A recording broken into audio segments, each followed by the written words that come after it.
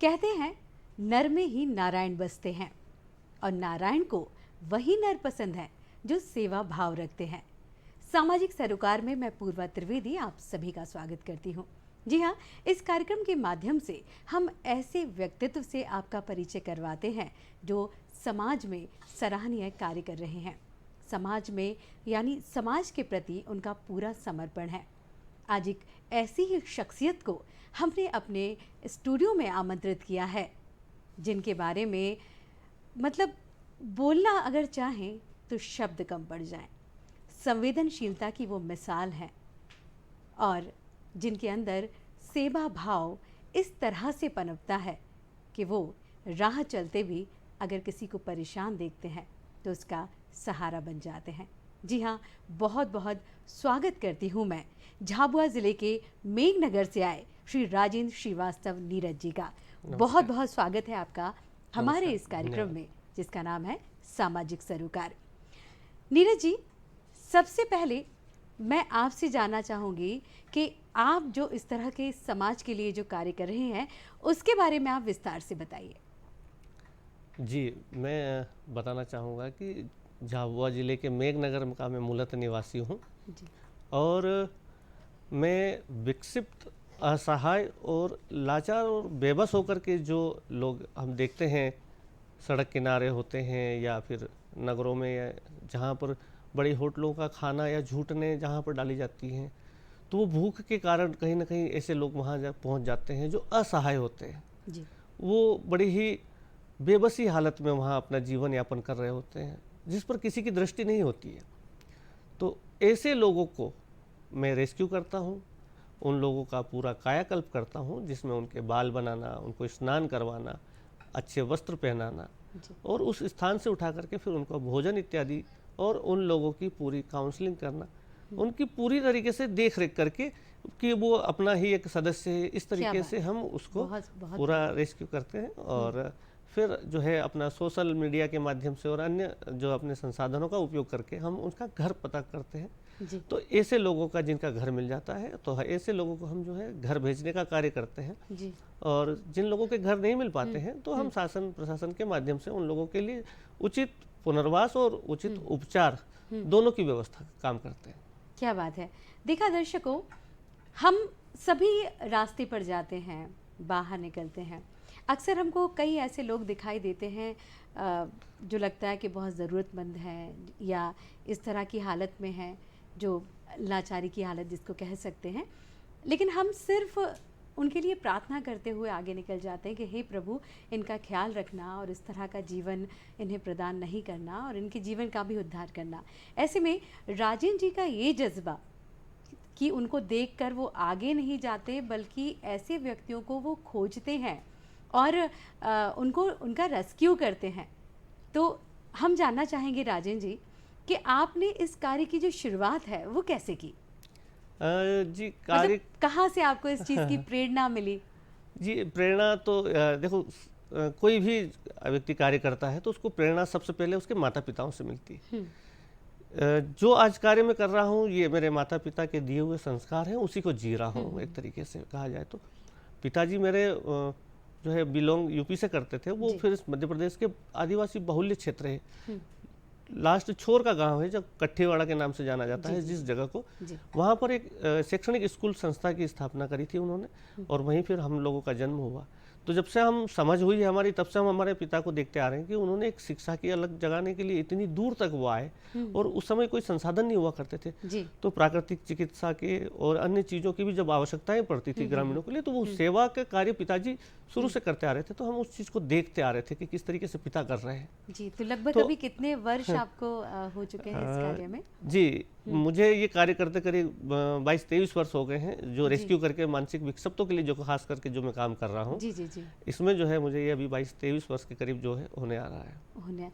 आप ये बताइए, जब आपने ये भाव आपके अंदर आया और सर्वप्रथम जब आपने सोचा तो क्या वो पल आपको याद है जिस पहले व्यक्ति का आपने रेस्क्यू किया था और किस तरह से आपने उसके जीवन को संवारा था, उसको उसके घर तक पहुंचाया था, उसके बारे में भी हम आपसे जानना चाहेंगे।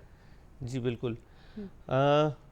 मैंने बड़े अभावों में लेकिन प्रभावों में जीवन को जिया है। जी। मुझे काफ़ी लंबे समय तक मैं एक टैक्सी ड्राइवर भी रहा हूँ जी। और भारत भर के कई राज्यों में मैं घूमा हूँ। जब इस तरीके से जब अन्य राज्यों में जाना होता था तो वहाँ जब देखता था कि जहाँ मंदिरों में या शिवालयों में जहाँ भी हम रात्रि विश्राम करते थे तो ऐसे लोग जो वहाँ पड़े होते थे उन लोगों का ख्याल आता था कि इन असहायों के लिए कोई तो सहायक बने। जी। उसके बाद जब मुझे एक स्थायी रोजगार जब मिल गया, अब स्थायी रोजगार होने के बाद से जो है मेरे लिए ये जो कार्य है इसको करने में अब जो है समय और अधिक मैं कर पाता हूँ और अधिक से अधिक इन लोगों के लिए ही ख्याल कर पाता हूँ। तो उसी समय में मेरे पास एक भटका हुआ व्यक्ति की मुझे जानकारी मिली, क्योंकि हमारा जो क्षेत्र है वो दिल्ली मुंबई रेल ट्रैक के मध्य में पड़ता है। मेघनगर जो है वो बड़ा रेलवे स्टेशन है। तो बड़े शहरों में इस तरीके के जो विक्षिप्त होते हैं तो कई बार क्या ट्रेनों में सर्वाइव करते हुए कहीं उतार दिए जाते हैं। तो ऐसे लोग जो कहीं उतर जाते हैं तो उन लोगों को जो है सूचना मुझे जैसे प्राप्त होती थी तो सूचना के आधार पर मैं उनके पास जा करके, तो मुझे ध्यान है एक तमिलनाडु के करूर डिस्ट्रिक्ट का एक लड़का था जो 22-23 वर्ष का होगा महज। 22-23 साल का। जी। और बड़ी ही मलिन और दरिद्र स्थिति में वो था। जी। उसका नाम था एम मोहम्मद राजा। अच्छा। और उसको मैंने 18 दिन तक अपने पास रखा। अच्छा। और उन 18 दिनों में मैंने पूरा अपना प्रयास किया कि इसका घर कैसे खोजूं। जी। तो मैं जब भी उसको नहलाता था, उसके कपड़े जांचता था, तो उसके पास करीब 3-4 गठरियाँ बंधी हुई थी। उन गठरियों में करीब 8-9 राज्यों के विजिटिंग कार्ड जैसे मेडिकल वाले के होते हैं या अन्य कई दुकानदारों के जो पड़े होते हैं, तो ऐसे लोग को इकट्ठा करते रहते हैं, अपनी जेबों में भरते रहते हैं या सामान में गठरी बना के। तो मैं उनको 12 दिन तक तो वो विजिटिंग कार्ड को ही खोजता रहा कि कहीं इसका पता हो, इसमें मिल जाए। अच्छा, उसके साथ सामान वगैरह था जो पोटलियाँ थी उसके पास बंधी हुई, पर आखिरकार नहीं मिला। फिर मैंने एक दिन उसको जो है चाय पी रहे थे हम लोग, तो हमने एक पेन और एक पेपर दे दिया, हमने शायद कुछ ही इसमें लिखे कुछ। हाँ। क्योंकि भाषा समझ नहीं पा रहा था जी। वो मेरी नहीं समझ रहा था, मैं उसकी नहीं समझ रहा था और विक्षिप्त था भी। तब उसने पेपर पर कुछ आकृति टाइप बनाई, तो मैंने कहा यार ये क्या आकृति है। तो फिर मैं जिस तरीके से अभी रेस्क्यू करने के लिए जो मैं खोजता हूँ सभी के परिवार, तो मैं उस फोटोग्राफ्स को लेकर के सोशल मीडिया के अपने अकाउंट्स पर पोस्ट किया कि कोई अगर इस भाषा को या इस लेखनी को जानता है तो मुझे बताएं। तब कुछ ही देर में मेरे काफ़ी फॉलोअर्स हैं, तो वो उसमें कई राज्यों से लोग हैं। तो जो थे तमिलनाडु के कुछ मेरे मित्र थे, उन्होंने तुरंत बताया कि किसी के घर का एड्रेस है।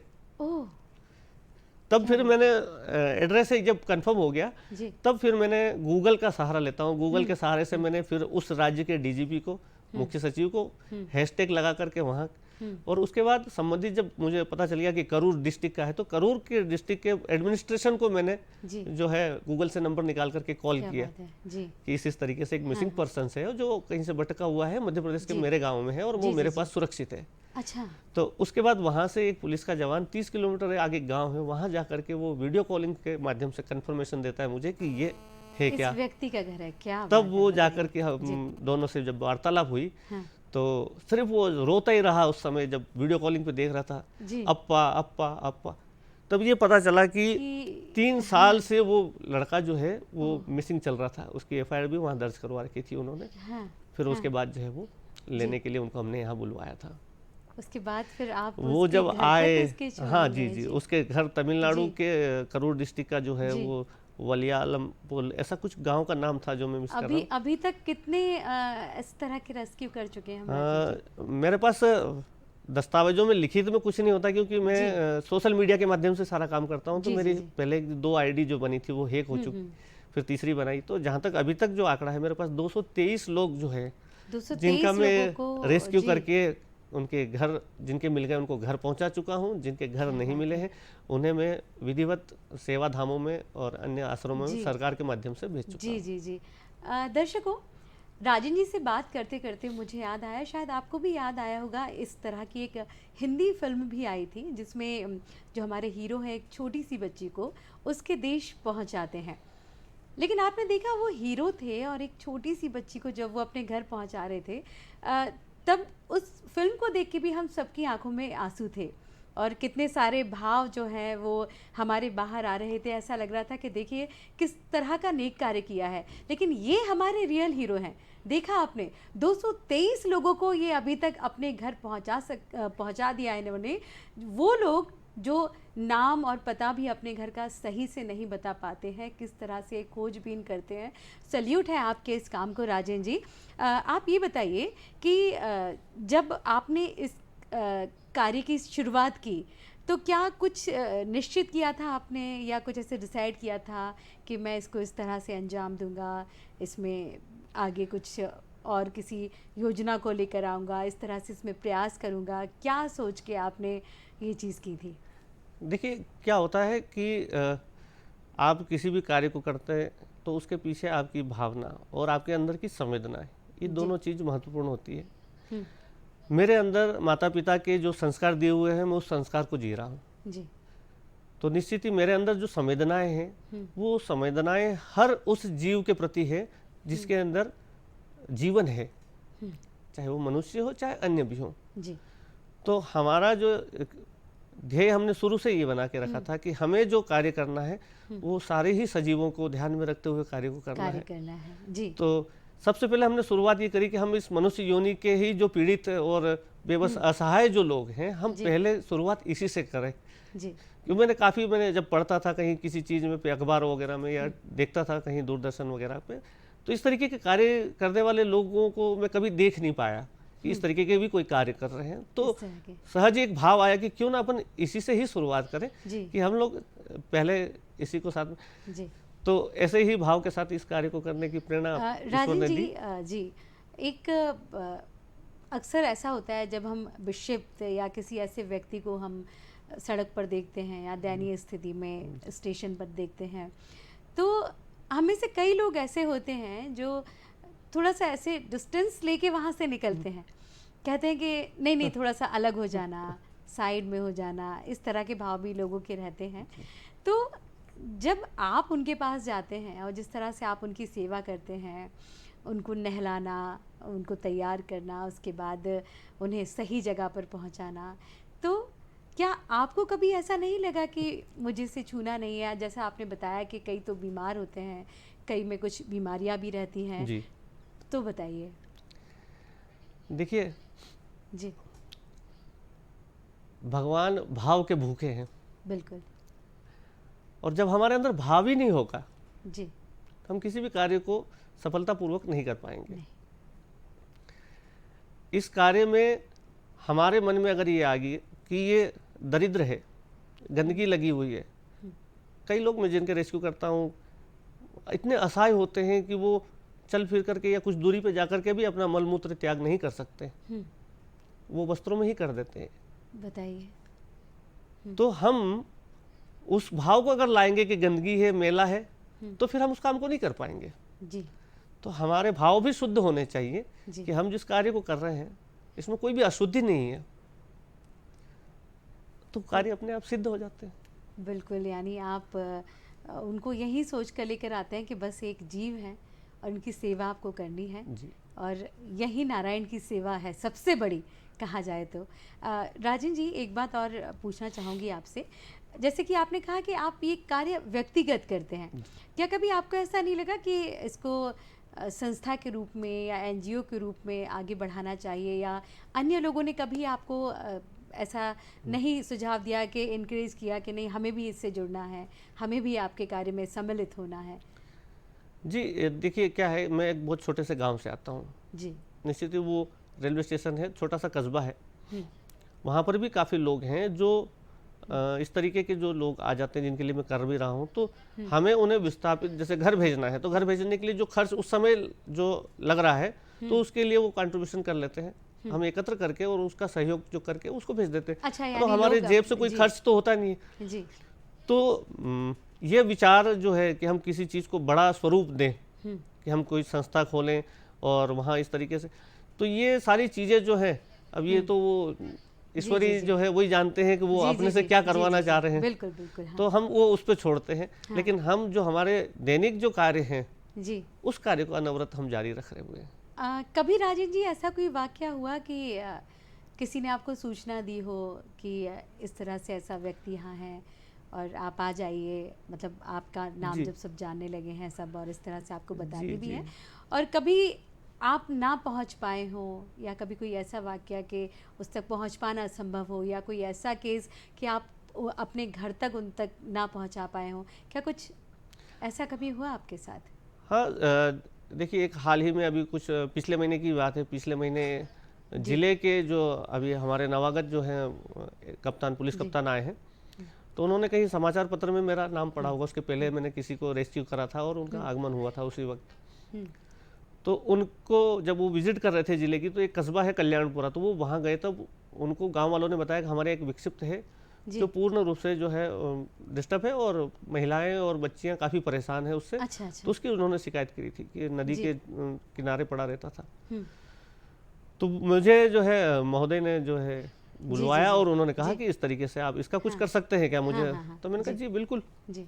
तो मैं दूसरे दिन पहुंच गया, जा करके उसको मैंने देखा और उसका रेस्क्यू किया। हम्म, तो श्रीमान जो है वो बड़े प्रसन्न हुए और वो सोच हाँ। में पड़ गए कि आप ऐसा कर कैसे लेते हैं जिसको 5 साल तक एक गांव वाले मिलकर के नहीं कर पाए। 5 साल तक वो व्यक्ति नदी जी। के किनारे था। किनारे, और पूर्ण जी। रूप से वो जो है वो मतलब वस्त्रहीन ही था। अच्छा अच्छा जी तो उससे जो है और वही का वातावरण था, जी तो मुझे वो बड़ा काम जो है आसान जी सा था मेरे लिए। जी तो मैंने उसको सहज तरीके से कर दिया था। जी। तो वो कार्य तो हो गया। हाँ। और कई बार क्या होता है कि जैसे महिलाओं के जैसे केस होते हैं तो उनकी जी भी सूचना मिलती है। जी जी जी तो महिलाओं के केस में अक्सर ये होता है कि हमारे यहाँ जो भारत में है एक मर्यादा हम महिलाओं के प्रति जी जी रखते जी हैं। बिल्कुल तो बिल्कुल हमें बिल्कुल एक जी। दायरा होता है उस चीज़ के लिए। हम्म। तब अगर वो कहीं से अगर उनका मानसिक संतुलन ठीक नहीं होता जी है जी तो वो कभी वस्त्र भी त्याग देती हैं, जी पत्थरबाजी भी करती जी हैं। तो जी ऐसे कई केस हमने देखे हैं। जी तो फिर मजबूरीवश जो है हमें, क्योंकि शासन प्रशासन की कई सारी इस तरीके की जी डिपार्टमेंट जी है बिल्कुल जिनको ये बिल्कुल कार्य हाँ करने हैं, जी जी जी तो उनके साथ फिर मिलकर के कॉम्बिनेशन में फिर हम लोग उस कार्य को अंजाम देते हैं। अंजाम देते तब हैं मैं जी। फिर आगे मैं अपना एक कदम पीछे करके फिर उन लोगों को फ्रंट पे करके उस कार्य को अंजाम देता हूँ, कार्य को खास अंजाम करके देते जहाँ हैं जी जी महिलाओं वो को, तो माताओं का। राजन जी कहते हैं ना कि भावना है आपकी प्रबल और स्वस्थ होनी चाहिए, और कार्य तो फिर कोई भी छोटा या इस तरह का नामुमकिन नहीं होता है। जी। राजन जी, जैसे क्या कभी कोई ऐसा वाक़या आपके सामने आया कि किसी इस तरह के व्यक्ति को आपने उसके परिवार तक पहुंचाया हो और फिर वो अपने परिजनों को देखकर जो खुशी के भाव, जो भावनाएं उनके मन में आई हो कि किस तरह से उनके परिवार के लोगों ने फिर आपको धन्यवाद दिया हो, ऐसा कुछ जी। हम भी जानना जी चाहेंगे आपसे। बिल्कुल। जी कोविड का पीक टाइम था। जी। उस वक्त जो है किसी को भी बाहर निकलने का मनाही थी। हम्म। उसके बाद जब सामान्य स्थिति होने लगी तब एक लड़का राजस्थान का रहने वाला था जी और वो मतलब इतना असहाय था, शायद उसको वो विक्षिप्त तो था थोड़ा, पर भोजन न मिलने के कारण वो जो है और असहाय हो गया था। जी। और कई जगह उसको जख्म थे, शरीर में कई जगह उसको कीड़े पड़ चुके थे। अच्छा तो फिर उसको जब मेरे जी संपर्क में वो आया तो मैंने उसका पूरा कायाकल्प करने के बाद उसकी ड्रेसिंग करी, सारी चीज़ें उसको कंटिन्यू करता रहा, दवाइयाँ वगैरह सब करवाता रहा। जी जी फिर मैंने अपने ही माध्यम से, जैसे मैं ढूंढता हूँ सोशल मीडिया से, उसका भी घर मैंने ढूंढ निकाला। जी और ढूंढ निकालने के बाद उन्होंने जब वहाँ से जिनके माध्यम से फ़ोन आया था, उन्होंने जाकर जब वीडियो कॉलिंग करके बात कराई तो उन्होंने, तब मैंने उन्हें देखा कि वीडियो कॉलिंग में जो माताजी बात कर रही थी जिस बेटे से, हाँ वो फटे पुराने कपड़े पहनी हुई थी और पीछे एक झोपड़ी सी नज़र आ रही थी मुझे। अच्छा तब मुझे ऐसा लगा कि शायद ये इतने असहाय हैं कि ये लेने तो नहीं आ पाएंगे। तो हाँ। फिर मैं स्वयं अपने साधन से जो है जी। उसको मैं 500 किलोमीटर दूरी पर राजस्थान लेकर छोड़ने के के लिए वहाँ गए तक आप, मैं जी। छोड़ने के लिए गया। जी तो जब मैं छोड़ने के लिए गया तो वहाँ पूरा गांव जो था वो एकत्र था और इतना मतलब भावुक थे सारे लोग, इतने रो रहे थे। और बेटा जो मिल गया उसका तो उनको इतना वो नहीं था जितना वो मेरे प्रति मतलब आकर के क्या आलिंगन बात करके है। और जो जी है जी बहुत जी काफ़ी जी आशीष जी और जी स्नेह दुलार दे रहे जी थे। जी तो ऐसे वाक़ये कई और भी जी। बहुत सारे वाक़ये हैं। देखिए जैसे ना मैं कितनी सारी दुआएं, कितना सारा आशीर्वाद आपके इस कार्य को और आपको मिलता है, क्योंकि बिछड़ों को मिलवाना और वो भी इस दशा और दिशा में जब व्यक्ति हो और उसको घर तक पहुंचाना। राजन जी, जैसा कि आपने बताया कि ये तो हुई उन लोगों की बात जो अपना कहीं खो चुके हैं, मानसिक संतुलन खो चुके हैं, भटक रहे हैं, आप उनको उनके वहाँ तक पहुँचाते हैं। लेकिन उसके बाद भी आपने हमें बताया कि आप जो है लावारिश जो हमारी लाशें रहती हैं या इस तरह के व्यक्ति रहते हैं तो उनकी भी अंत्येष्टि आप करते हैं, तो उसके बारे में भी हम जानना चाहेंगे आपसे। जी बिल्कुल। हम अपना पूरा प्रयास करते हैं कि जी जिस भी धर्म संप्रदाय का व्यक्ति है, अगर उसको उसकी मृत्यु हो गई है, तो हमें जैसे सूचना प्राप्त होती है कि भाई इनका कोई नहीं है, जी। तो हम उनके जो रीति रिवाज हैं, वो किसी भी संप्रदाय के हैं, उनके जो संप्रदायों के जो रिवाज हैं, उस रिवाजों के अनुसार जो है उनके जो है अंतिम संस्कार करते हैं। जी। अब जो है कार्य क्षेत्र में अब क्या है, सोशल मीडिया एक ऐसा प्लेटफॉर्म है जिसके माध्यम से लोग जुड़ते जाते हैं और आपको सेवक मिलते जाते हैं। तो इंदौर में एक अच्छी छोटी टीम बन गई है, कुछ परिचित जो है वो लोग मिलकर के अभी काम कर रहे हैं। अच्छा, तो ऐसे ही रक्तदान को लेकर भी हम काम कर रहे हैं और शमशान का और मुक्तिधाम के भी हम काम कर रहे हैं और साथ में विक्षिप्त लोगों के लिए भी इस तरीके से कार्य कर रहे हैं। क्या बात है राजेंद्र जी, ये तो विक्षिप्त की बात है। और इसके बाद आपने बताया कि जो दयनीय जो लोग रहते हैं या भिक्षावृत्ति में है, तो इन लोगों के लिए भी आप कई सराहनीय प्रयास करते हैं। तो जी बिल्कुल जी, इनके लिए हमारा यही रहता है कि भाई आज आपका शरीर जो है वो गतिमान है, चलायमान है, थोड़ा सा प्रबल है, आप कर कुछ रहे हैं। अभी अगर आपने इस भिक्षावृत्ति को अगर बंद नहीं किया जी, तो आपका ये आदत जब बन जाएगी और एक समय जब आपका ऐसा आता है, क्योंकि हम कई ऐसे केस में देखते हैं, तो उनके साथ जब शरीर असहाय होने लगता है, फिर वो भिक्षावृत्ति करने में असमर्थ हो जाते हैं जी। फिर वो उनका जो है स्वभाव जो है वो चिड़चिड़ापन होने लग जाता है। तो हम उनको अभी से ही कहते हैं कि भैया जहाँ भी भिक्षावृत्ति आप कर रहे हैं, आप इस भिक्षावृत्ति को छोड़िए, आप चाहे छोटा सा अपना कुछ व्यवसाय करिए और मेहनत करके, और जितना भिक्षावृत्ति में कमा रहे हैं उतना भिक्षावृत्ति से आप जो है एक जगह बैठ करके भी सम्मान की स्थिति में। अगर उनमें कुछ ऐसे जो रहते हैं जो मेहनत ही नहीं कर सकते हैं या बुजुर्ग लोग हैं, तो फिर उनके लिए हमारा क्या प्रावधान रहता है? देखिए, हमने 2-3 एक अपने छोटे स्तर पे अपने प्रयास किया कि हमारे यहाँ जो 1-2 समाज सेवी हैं, उन्होंने कहा कि आप ये असहाय हैं, ये कुछ नहीं कर पाएंगे, तो इनके लिए तो फिर उन्होंने एक वेट मशीन ला करके दे दी कि कम से कम ये कोई भी आएगा तो वेट करके और इनको कुछ दे करके जाएगा।